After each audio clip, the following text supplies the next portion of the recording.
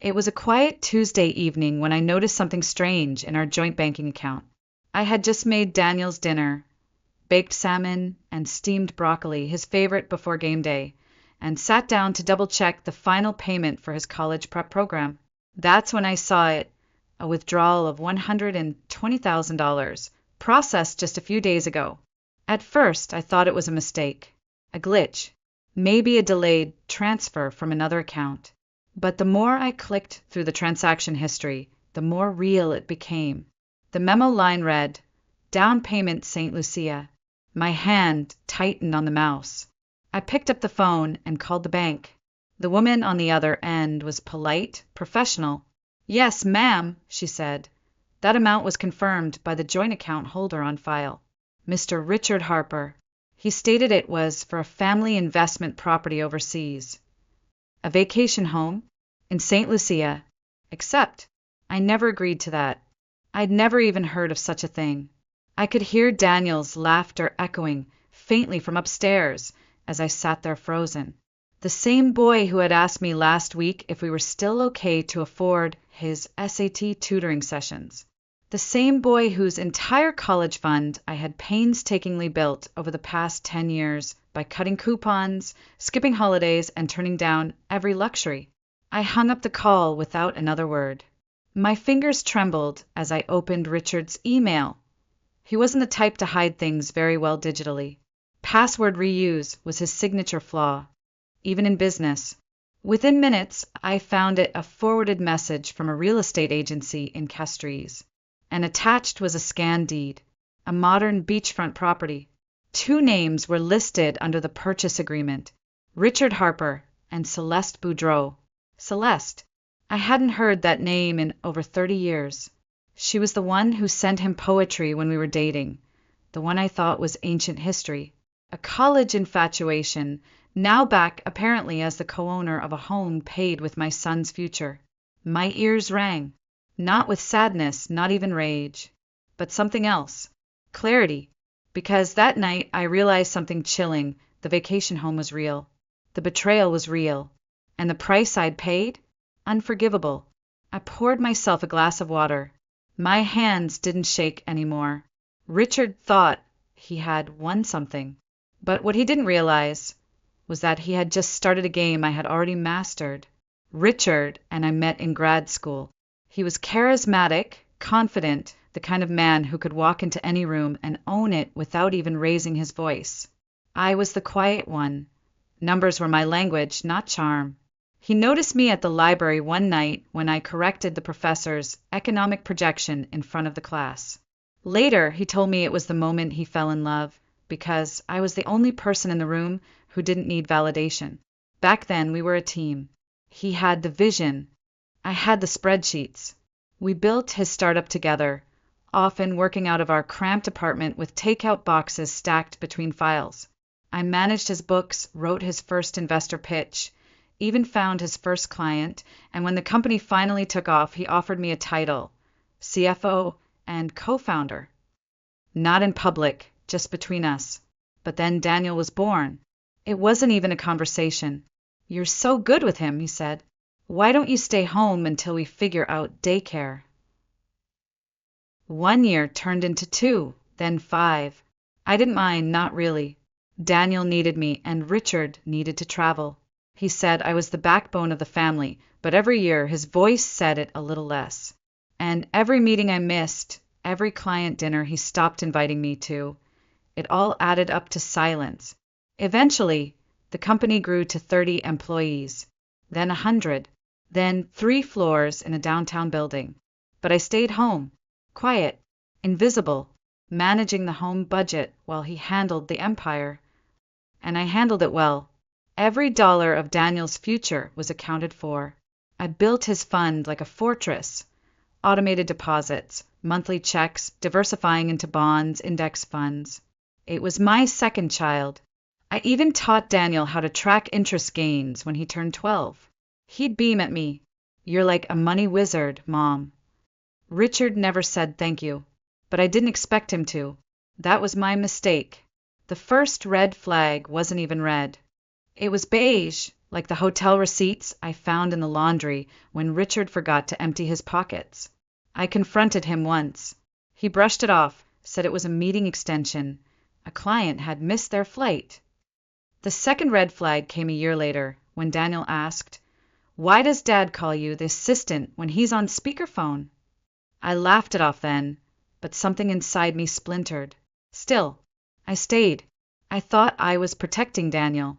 I told myself marriage was about endurance, that not every betrayal needed a reaction. But looking back, the truth is I was afraid.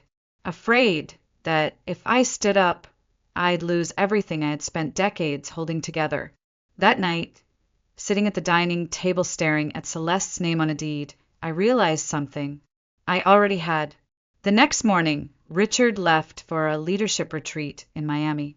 He kissed my cheek like nothing was wrong, like I wasn't carrying the weight of a betrayal heavy enough to crack the foundation of 25 years. I smiled back. I even packed his favorite linen shirt. But the moment the door closed behind him, I opened the laptop.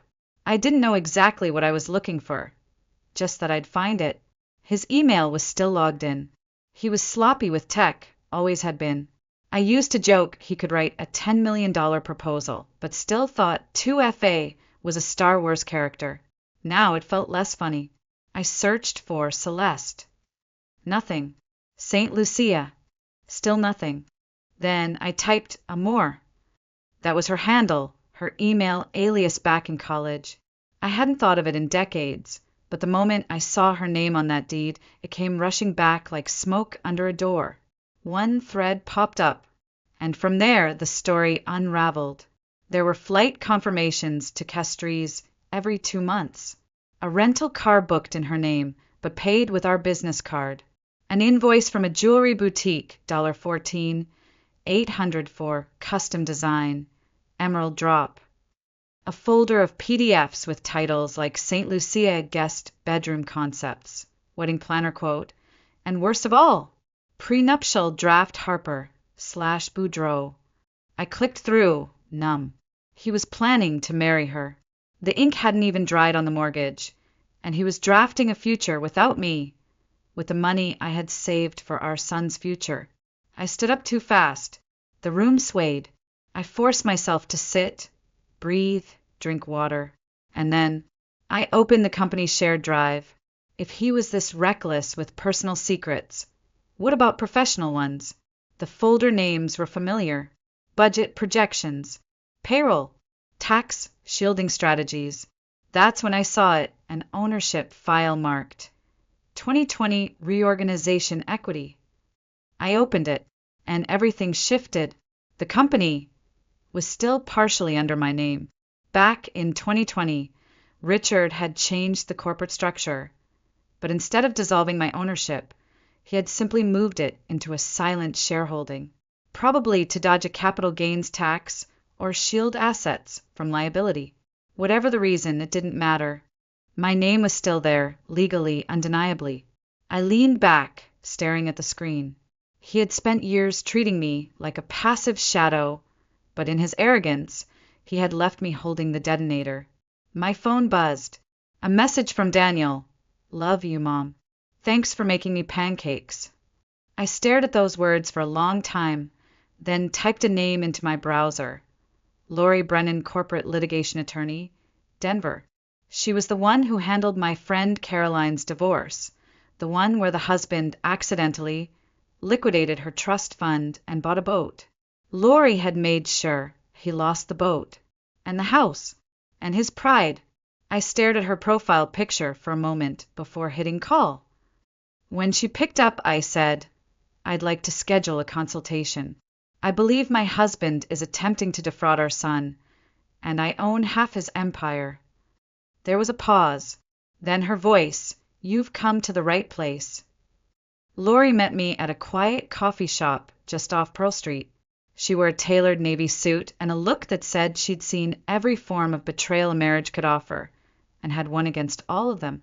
I slid the printed equity documents across the table.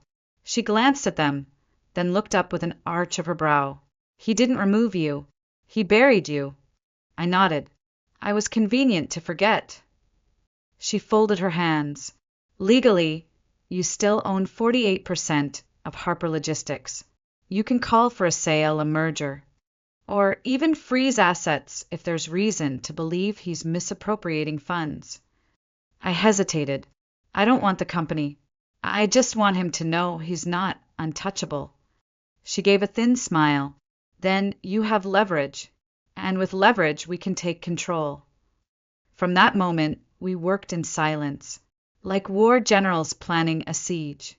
I authorized Lori to begin quiet inquiries to private buyers, not through mainstream brokers, but through back channels, old contacts I still had from my accounting days, men and women who didn't ask questions, only numbers.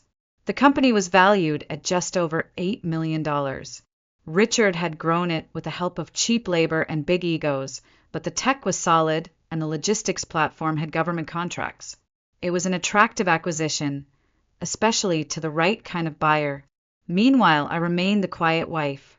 I cooked dinner, kissed Daniel goodnight, laughed politely at Richard's bland stories when he called from conferences. But each night, after the dishes were done, I sat at my desk building a digital war chest. Emails, screenshots, wire transfers, proof of commingling funds between business and personal use.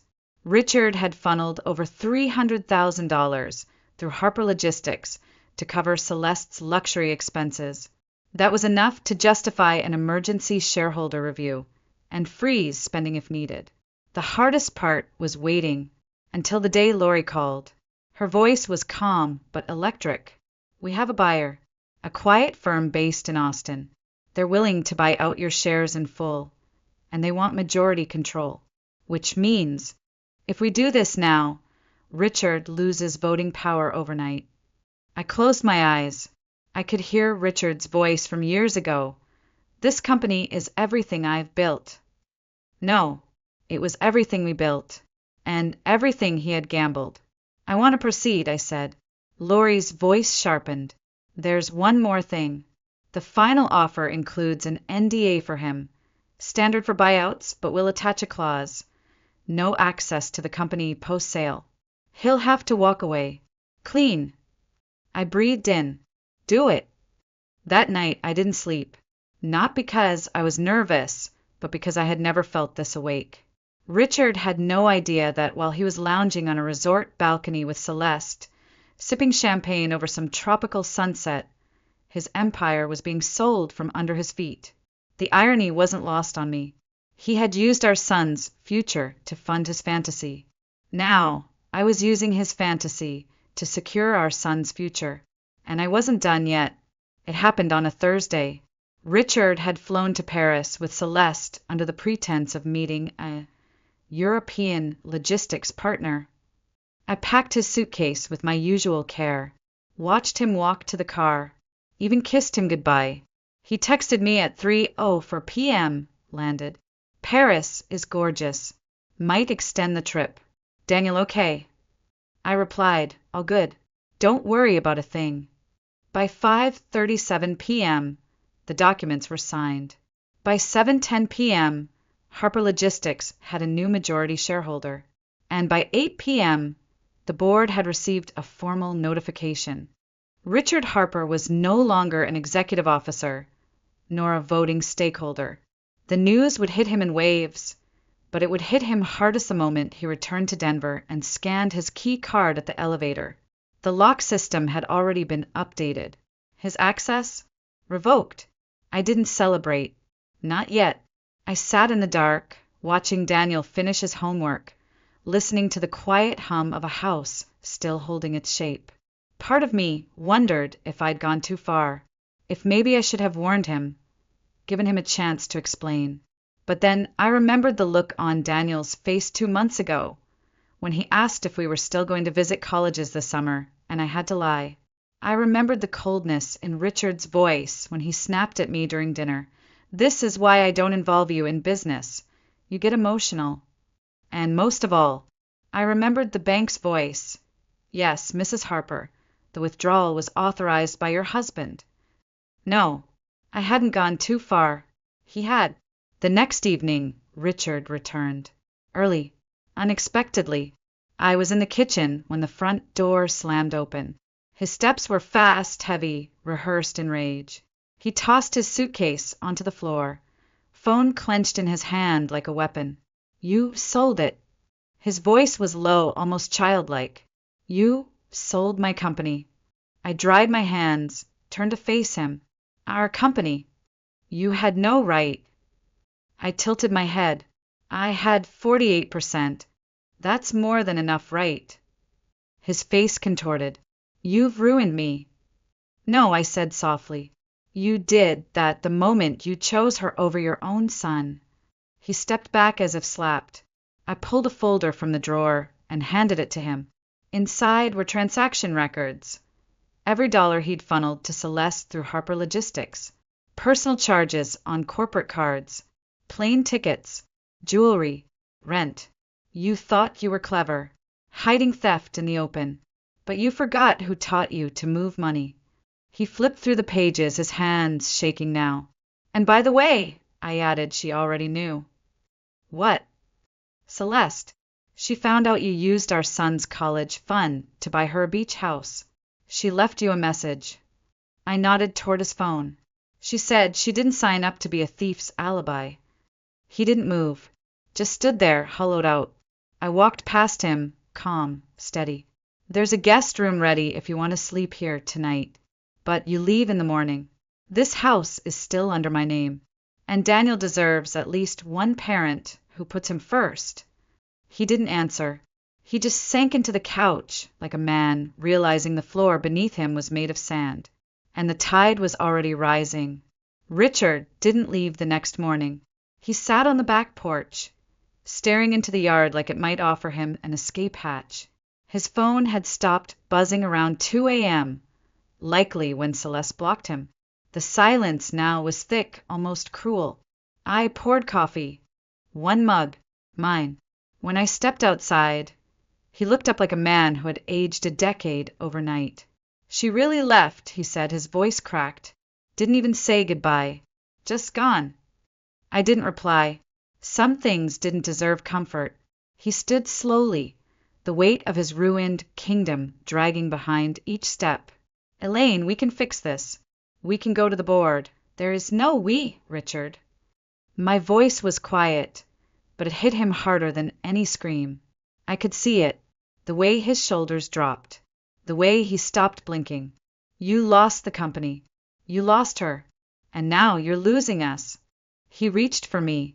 I made a mistake, I know. I stepped back. You made a choice. Over and over. You chose ego over honesty.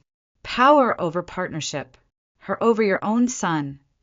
That's when he broke. Not loudly. Not dramatically. He just crumbled. I thought I was building something great, he whispered. And I ended up with nothing. I looked at him for a long moment, not with hatred, but clarity. No, Richard. You ended up with exactly what you chose. He sat again, this time slower, like the weight inside him had finally matched the damage he caused.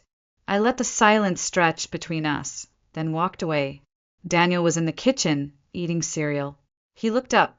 Is Dad leaving? I nodded. Today. He didn't ask why. He didn't need to.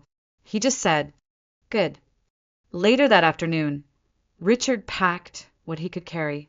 No angry words. No accusations. Just the quiet grief of a man who saw the wreckage and knew he had lit the match. Before he walked out, he turned to me one last time. You were always smarter than me. I gave a sad smile, and you were too proud to ever admit it. The door closed behind him. That night, I sat on the porch where he'd sat that morning. Same view, different piece. I thought about everything he took. Years of my life, trust, the future I thought we were building. But I also thought about what I still had. Daniel, the house, my name, my spine. And I thought about something Lori said when we finalized the sale. Sometimes, she told me, the best revenge isn't what you take. It's what you never let them destroy. She was right. 3 months later, we moved. It wasn't dramatic. No van, no big announcements. Just me and Daniel 2 suitcases, and a dog-eared journal where I'd written every cent I had hidden away over the years and what I planned to do with it. We settled in Carmel by the Sea, a sleepy coastal town with wind-swept trees and streets that smelled like salt and lavender. The kind of place that didn't ask questions, that welcomed new beginnings like old friends. Daniel adapted faster than I expected. He joined the local soccer team, started drawing again, laughed more freely. Sometimes I caught him watching the ocean with the same expression I used to wear, half wonder, half wait.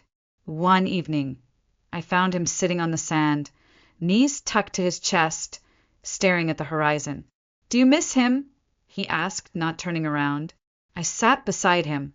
Sometimes, even after everything, I was quiet for a while.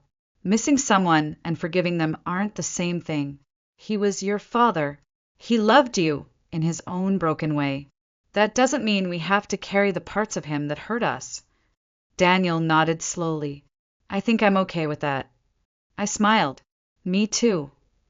That summer, I used part of the payout from the business to open a small bookshop on Ocean Avenue.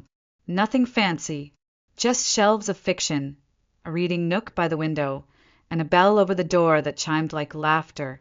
I called it Second Chapter. People came. They stayed. They asked for recommendations and told me their stories like they'd been waiting for someone to listen. And I listened, because I knew how it felt to be unheard, to be unseen. One afternoon, a woman lingered near the counter. Maybe mid-50s, silver streak in her hair, wedding ring faintly absent. "Did you always want to run a bookstore?" she asked. I looked around, at the warm wood, the soft lamp light, the shelf where Daniel had added a handwritten staff picks sign. "No," I said, "but I always wanted to feel at home." She smiled. "You look like you do." Later that night, I closed the shop and walked home under a lavender sky. The ocean whispered in the distance, low and constant. Daniel was waiting at the porch, sketching something in a notebook. He grinned as I approached. "Hey, Mom," he said, holding up the page. It was a drawing of the bookstore with a small caption underneath. "My mom doesn't just run this place. She rebuilt herself in it." I felt something inside me break, not from pain, from release. I sat beside him, pulled him into a hug, and for the first time in years I felt light, because I hadn't just survived what Richard did. I had rewritten it, and in the silence he left behind, I had found something louder than revenge. I had found peace. People often ask me now, at book signings, at community talks, sometimes just strangers who've heard my story through whispers, how I managed to stay so calm, so composed, so exact. The truth is, I wasn't. There were nights I screamed into pillows, days I forgot to eat, hours I stood frozen at the sink, soap running down my wrists, wondering how everything I built could be so easily stolen. But I learned something in that stillness. I learned that power doesn't always come from raising your voice. Sometimes it comes from planning in silence, from watching, from waiting, from knowing exactly who you are, even when the world tries to forget you. And more than anything, I learned that love, real love, doesn't ask you to disappear. It doesn't silence you, shrink you, or shame you for dreaming. It sits beside you on the porch at sunset. It helps you pick out a paint color for a new life. It comes in the shape of a son's quiet smile, or a second chapter carved out of pain and printed in peace. To any woman listening to this who feels small, forgotten, erased, you're not. You are not the quiet wife in the background. You are the author of the story. And sometimes the best revenge isn't fire or fury. It's freedom.